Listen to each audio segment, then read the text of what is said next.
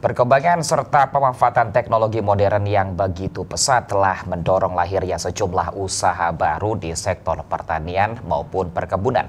Salah satunya, saudara, adalah jasa penyemprotan pestisida dengan menggunakan drone.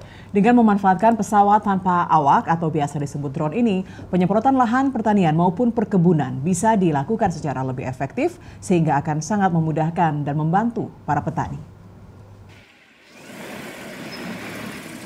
Seperti inilah proses penyemprotan pestisida dengan menggunakan alat pertanian berupa drone yang dilakukan sejumlah petani di wilayah Kabupaten Kulon Progo.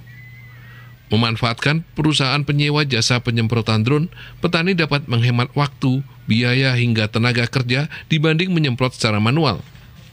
Salah seorang pelaku usaha penyewaan jasa penyemprotan drone asal Sleman, Rahman Ardiansah, mengaku mulai menggeluti usaha ini sejak tahun 2020 lalu.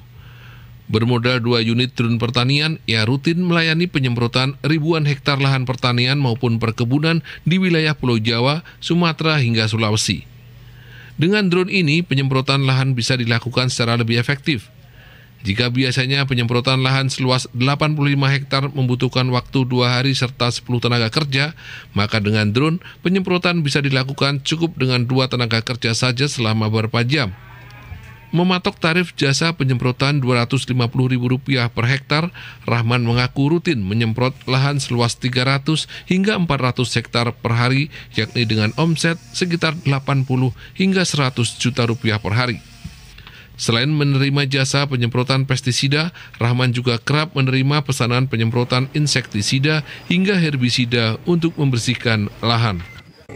Kalau yang kami sudah pernah layani itu sampai di Kendari, Sulawesi Tenggara. Tapi untuk yang regulernya di Sumatera Selatan dan di Jawa Timur. Kendala paling sering itu kadang dari petani itu lokasinya ternyata misah-misah, Mas. Jadi kalau ini yang contoh hari ini kan ngeblok, ya itu relatif memudahkan bagi semua. Tapi kalau misah-misah 1.000 meter di sini, 3.000 meter di sana, itu pasti akan jauh lebih lama prosesnya.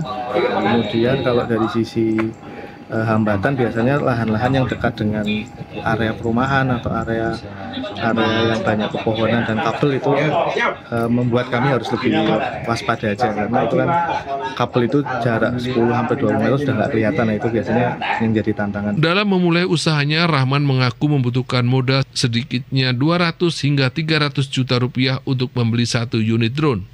1 unit drone ini sendiri memiliki ukuran diameter 1,5 meter, kapasitas 20 liter cairan pestisida, serta daya 1 baterai yang mampu bertahan selama 10-15 menit dengan jangkauan area seluas 1,5 hingga 2 hektar.